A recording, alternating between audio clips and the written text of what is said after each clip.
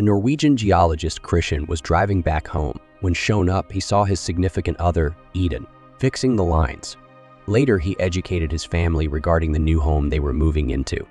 He worked later because it was his last day with them before he moves with his family to Stavanger. He heard an alarm as he was packing his belongings, so he went to see what it was. He discovered that the groundwater unexpectedly sank. However, there could have been no different developments other than that. His chief, Arvid, tells him not to stress as the mountain is totally still, and they have everything taken care of. Christian was as yet stressed over the groundwater, and he was unable to remove his psyche from it. While they were trusting that their turn will get on the ship, Christian saw the mountain next to the street and drove back to the geography community, leaving his youngsters in the vehicle. He tells collaborators the issue is with links, not the blue pencils. He lets everybody know that groundwater can't vanish very much like that.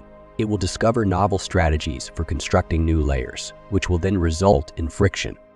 On the off chance that they lost contact and couldn't recognize anything, then that could imply that the grinding broke the link they had penetrated inside the mountain. When Christian and Jacob, one of his employees, went to check the cables, they found that they were broken. Both returned to the middle. Christian was baffled that things are wild. The choice is to convey a yellow admonition, so there is no frenzy in the city. Christian returned to the vehicle and found his kids weren't there any longer. His children were present when he visited the hotel. His little girl, Julia, requested to return to their home so she could express farewell to it, while his child, so Andre, remained at the lodging. Topography focus. Jorg was let be there. He understood that the sensors were distinguishing bizarre information and showing compressions in the stone. He and Margot answered. Arvid and Jacob chose to go down inside the mountain to beware of the sensors.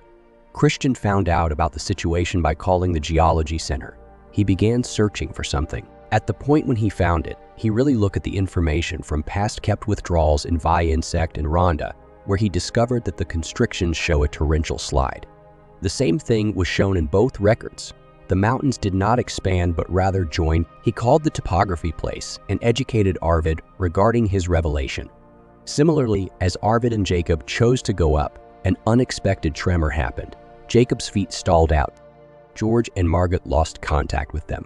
They likewise recognized that the water table has begun falling in a few areas, demonstrating that a wave is going to occur.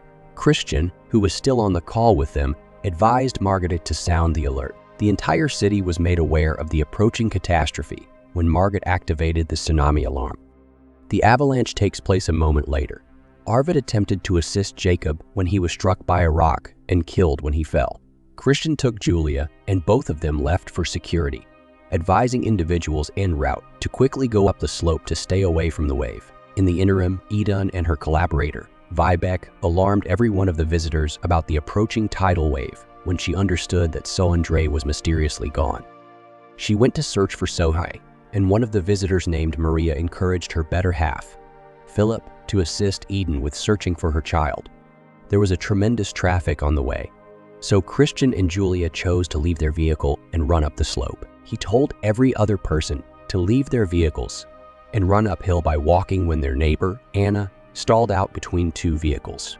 Christian advised Julia to go with Anna's better half, Thomas, and their girl, Teresa, up the slope while he went to help Anna. Seeing as it was basically impossible for them to keep away from the tidal wave any longer, both of them chose to secure themselves in a vehicle to keep them somewhat protected from the wave.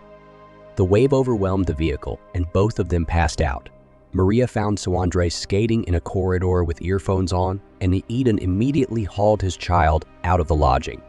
When they got out of the inn, the transport had proactively left, and they saw the wave thundering towards them. Eden advised everybody to go to the cellar, as there are covers there. While Sondre and Philip immediately returned inside the inn, Maria remained established in her place, and Eden needed to pull her. Sondre and Philip got into a room and were hanging tight for Eden and Maria. Eden figured out how to get inside the room, yet Maria was cleared away by the seething waters. Eden had to persuade Philip to shut the doors when he screamed for his wife because Maria wouldn't be alive after what had happened. They battled to close the entryway because of the water that continued to come in, and when they at long last figured out how to close it, the lights switched off. Christian awakened and was stunned to see Anna's horrendous state. He understood that Anna was proceeded to slither out of the vehicle. He strolled up the slope and searched for Julia among different survivors. At the point when he saw Julia, he embraced her and quietly apologized to Thomas for not having the option to save Anna. In the geography community, Jord and Margot got a call from Jacob. They addressed the call and inquired as to whether Jacob was fine, inquiring as to whether he was with Arvid. Jacob couldn't reply. However, his quiet was enough for Margot and Jord, who both cried subsequent to discovering that Arvid was dead. In the inn storm cellar, Eden consoled Philip, who had recently lost his better half. Christian was becoming stressed over Eden, and so Andre, as the transport Eden informed him concerning still hadn't shown up, he saw a man chatting on a telephone and went to ask where the call was coming from. The man addressed that it was coming from an incline over the city of Geiranger. Christian acquired the telephone and asked whoever was on the other line in the event that a vacationer transport had shown up at their spot. He got terrified considerably more when he discovered that there had been no traveler transport.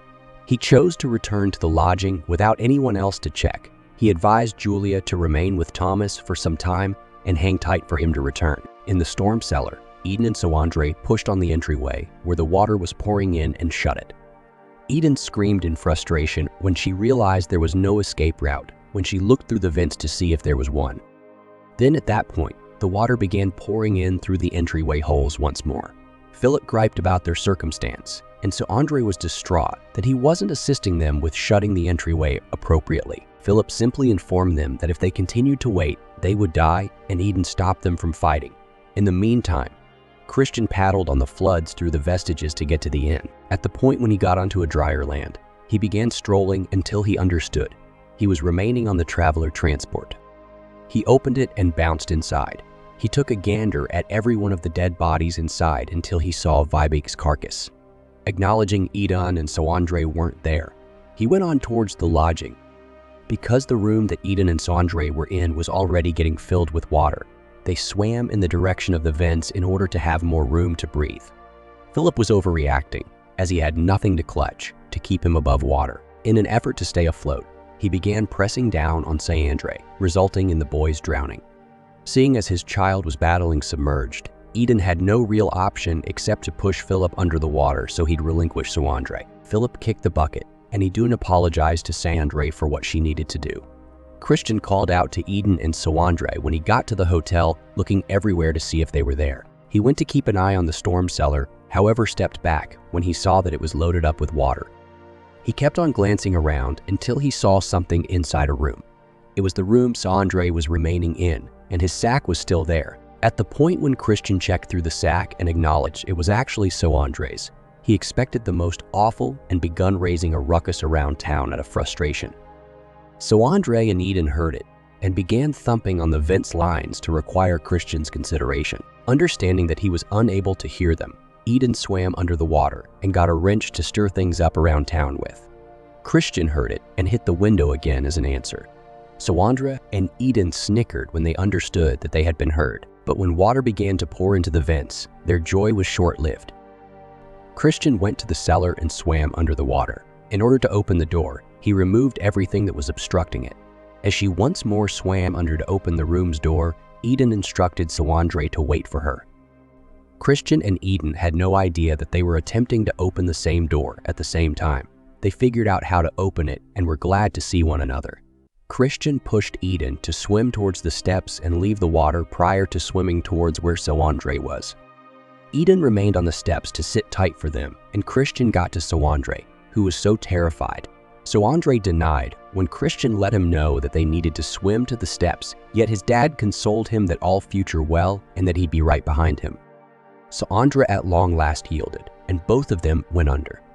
Andre began losing breath on his way, so Christian needed to perform CPR with him to give him some oxygen.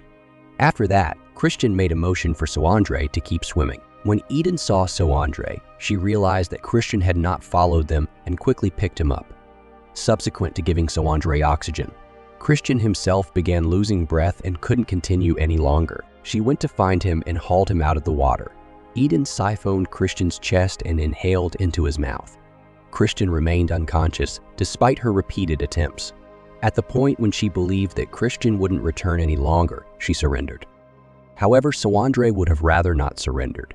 He shouted for his dad to return and started forcefully siphoning his chest.